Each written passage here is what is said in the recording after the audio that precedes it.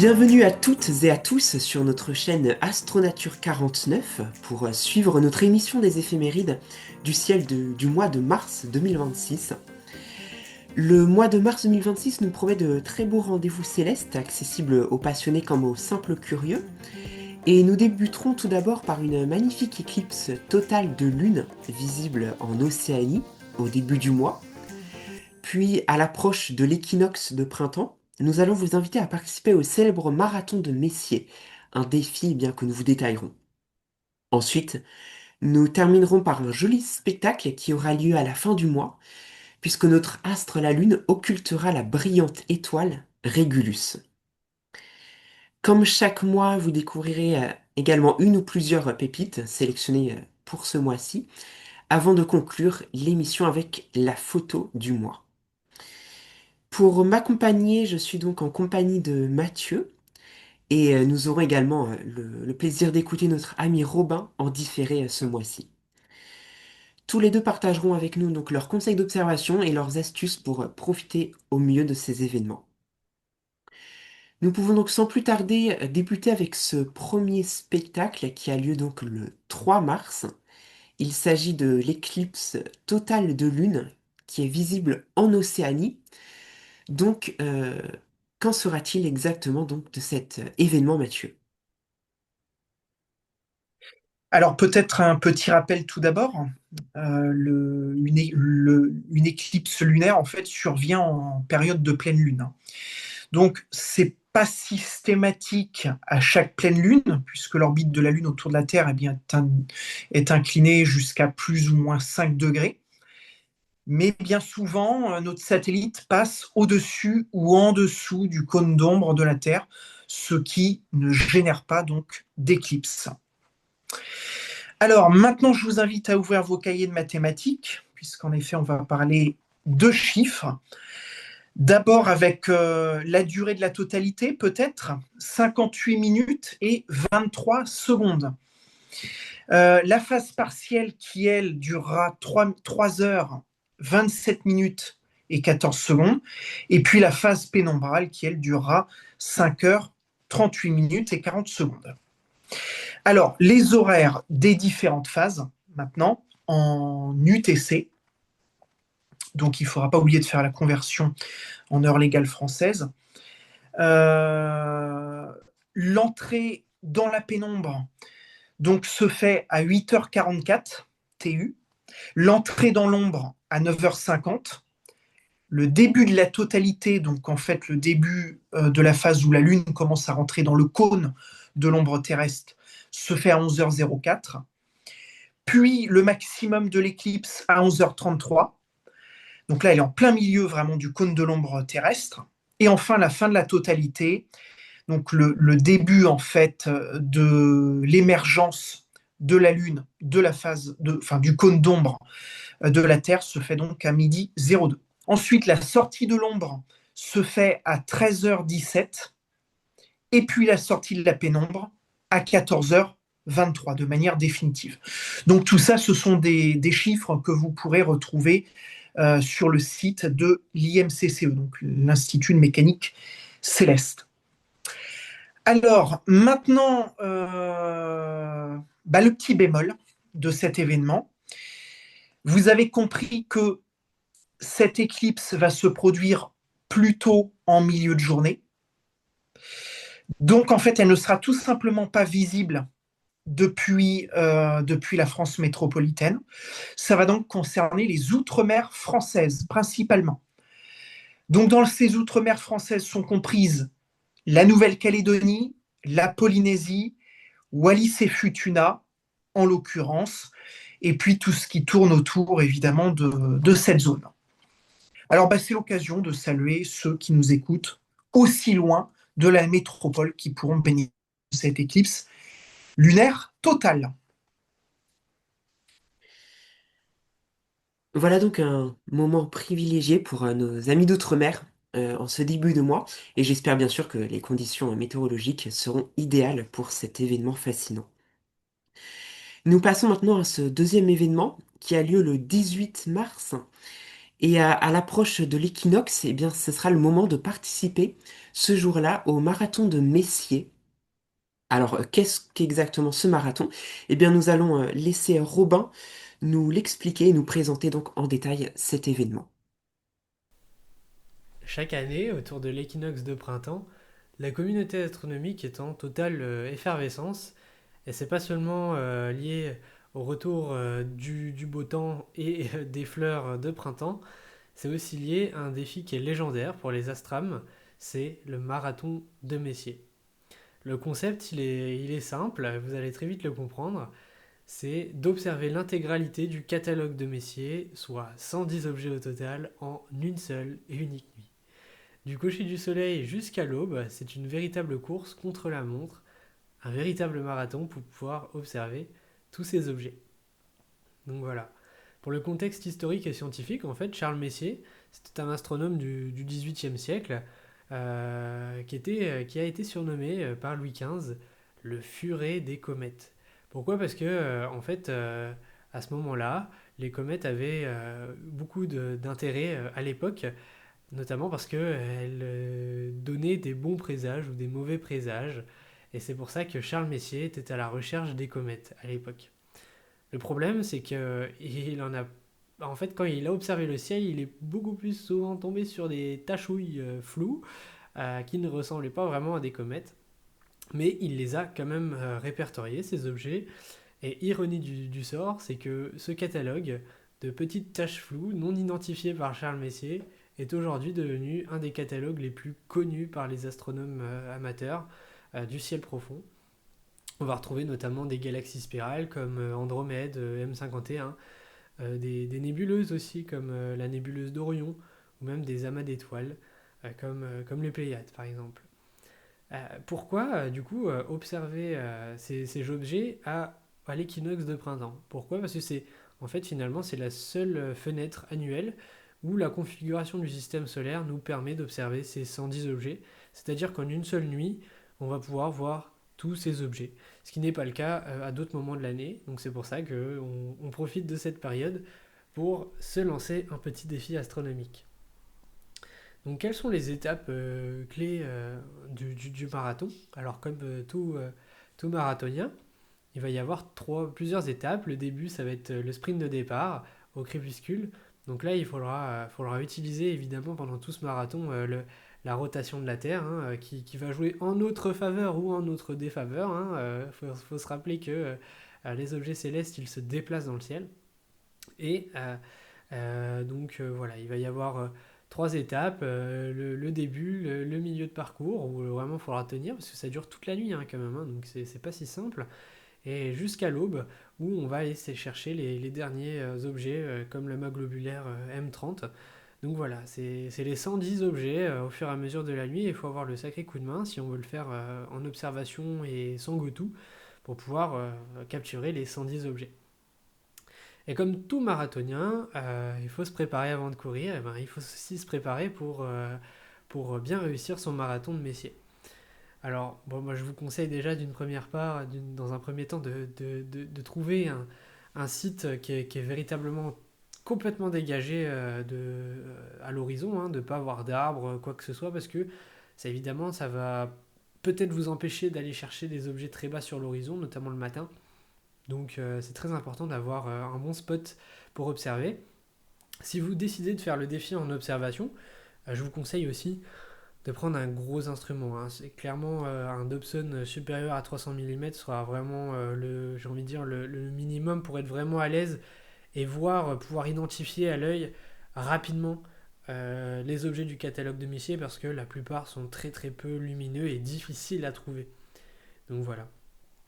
Pour planifier votre marathon, vous pouvez aussi aller sur le site de Stelvision, qui est un site internet qui permet de bien planifier heure par heure, limite minute par minute, les objets que vous allez observer.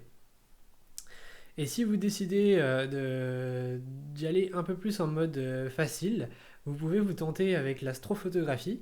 Alors si vous avez une monture GoTo, évidemment c'est un peu de la triche parce que vous allez pointer les choses beaucoup plus rapidement, mais ça se comprend, vous avez peut-être pas envie de passer toute la nuit dehors, mais vous pouvez également tenter de faire de faire votre propre petit objectif, de prendre les 110 objets du catalogue de Messier, peut-être les mettre dans un document, dans un fichier, pour pouvoir eh bien, faire votre propre catalogue finalement. Donc le marathon de Messier, c'est vraiment un défi hein, qu'on peut se lancer en tant qu'astronome amateur, qui est vraiment sympa à réaliser, que ce soit en observation ou en photographie. Voilà, c'est l'occasion, tant que les 110 objets sont visibles. Voilà donc un beau défi à se lancer pour nos amateurs d'astronomie. Le 20 mars, ce sera l'équinoxe de printemps. Nous passons bien à la saison printanière. À la fin du mois, le 29 mars, bien, ce sera maintenant ce spectacle de la lune gibbeuse qui va occulter l'étoile Régulus. Alors, comment va-t-on pouvoir observer ce spectacle, Mathieu? Alors, pour commencer par poser le contexte, on va faire rapidement connaissance avec Régulus. Régulus qui est aussi appelé en fait Alpha Léonis. Et comme son nom l'indique, eh bien, c'est l'étoile la plus brillante de la constellation du Lion. Elle a une magnitude relativement modeste, hein, de plus 1,4. Ça ne fait pas partie des étoiles forcément les plus brillantes du ciel de l'hémisphère nord, mais elle se positionne quand même relativement bien. Du côté de la Lune, la phase lunaire, elle sera donc croissante, illuminée à 90% en cette fin de soirée du 29 mars. Donc ce sera une lune qui sera déjà bien bien lumineuse dans le ciel et qui restera lumineuse d'ailleurs pendant une grande partie de cette nuit du 29 au 30 mars, ce qui de toute façon ne permettra pas de faire grand-chose d'autre, à part peut-être pour les amateurs de planétaires qui jetteront un dernier petit coup d'œil à Jupiter qui est en train de s'éloigner alors que la saison avance de plus en plus et que Jupiter s'approche du Soleil. Donc, de toute manière, c'est surtout l'occasion d'observer la Lune et pas grand-chose, malheureusement, d'autre ne sera possible ce soir-là. Dommage pour ceux qui avaient peut-être prévu de faire des photos du ciel profond en particulier. Alors, pour la France métropolitaine, l'occultation en elle-même donc, commencera avec l'immersion de Régulus derrière le côté nocturne de la Lune. Donc ça se passe vers 20h09, heure locale française. Alors à noter que le soleil ne sera pas encore couché à cette heure-ci, 20h09. Euh, Comme tu le disais tout à l'heure, de plus, il y aura le changement d'heure qui va éloigner le coucher du soleil donc, dans la journée. Donc ça ne va pas faciliter les choses.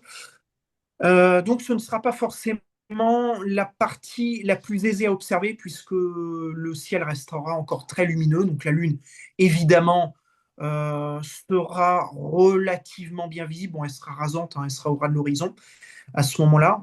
Enfin, elle sera très basse dans le ciel, je veux dire. Par contre, pour ce qui est de l'observation de Régulus en elle-même, ça ne va pas forcément être aisé.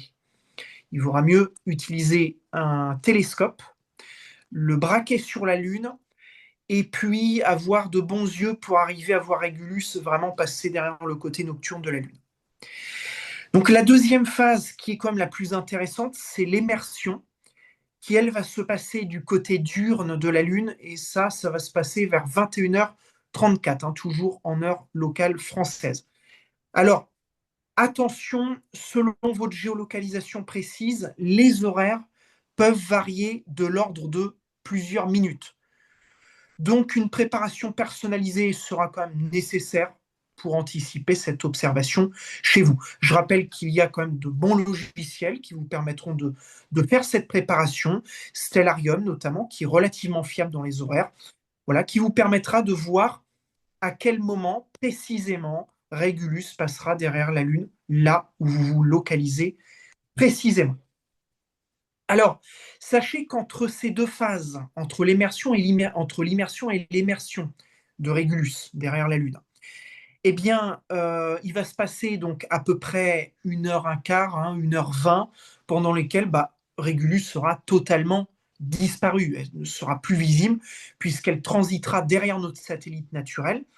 Donc pendant cette attente, en fait, pendant ce moment où Régulus ne sera plus visible, eh bien c'est peut-être l'occasion parfaite de contempler la surface de la reine de nos nuits. Alors, bien souvent, lorsqu'on observe la Lune, on aime bien regarder ce qui se passe au niveau du terminateur. Le terminateur, je rappelle que c'est cette frontière entre la partie diurne et la partie nocturne de la Lune. En fait, c'est la zone où l'éclairage rasant offre toujours les contrastes les plus intéressants. Et donc, parmi les incontournables des sites lunaires que vous pourrez admirer à ce moment-là, eh bien, il y aura peut-être, par exemple, alors je vais beaucoup vous citer de cratères lunaires, il va y avoir Platon, il va y avoir Copernic, il va y avoir également Kepler, Gassendi ou encore Schiller. Ces cratères, je vous les cite en ordre, en partant du nord vers le sud de la Lune. Donc ça peut être intéressant effectivement de contempler les aspérités à l'intérieur de ces différents cratères. Alors, dernière petite chose à noter, au moment de la réapparition de Régulus, Régulus en fait va réapparaître au-dessus de Mare Marginis, donc la mer du bord en latin, qui elle se trouve à l'est de la mer d'Écrise. Donc ça c'est à noter, donc référez-vous à une carte de la Lune, qui répertorie évidemment les sites lunaires principaux de manière à repérer justement cette mer du bord pour, lorsque l'heure de la réapparition de Régulus viendra, eh bien, que vous puissiez pointer votre télescope au bon endroit, du bon côté de la Lune, pour ne pas rater l'émersion de Régulus. Ce serait bête de pointer au mauvais endroit et puis qu'en fait, Régulus apparaît totalement en dehors du champ de votre instrument et que vous loupiez ce phénomène qui sera peut-être le plus facile des deux à observer entre la disparition et la réapparition. Voilà, donc là aussi, eh bien, un joli spectacle à admirer en cette fin de mois. Et donc, comme tu en as parlé tout à l'heure, effectivement, le 29 marque aussi, eh bien, le changement d'heure. Nous passons donc à l'heure d'été dans la nuit du 28 au 29 mars.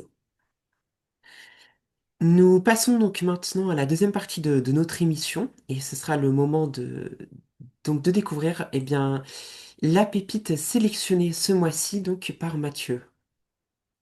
Eh bien, je vous invite à découvrir Astro Colibri. Astro Colibri, en fait, c'est une plateforme numérique qui regroupe en temps réel les phénomènes astronomiques extrêmes et les événements transitoires. Alors, on parle ici, entre autres, de supernovas, de sursauts gamma, de sursauts radio, de variables stellaires, d'ondes gravitationnelles, etc., etc.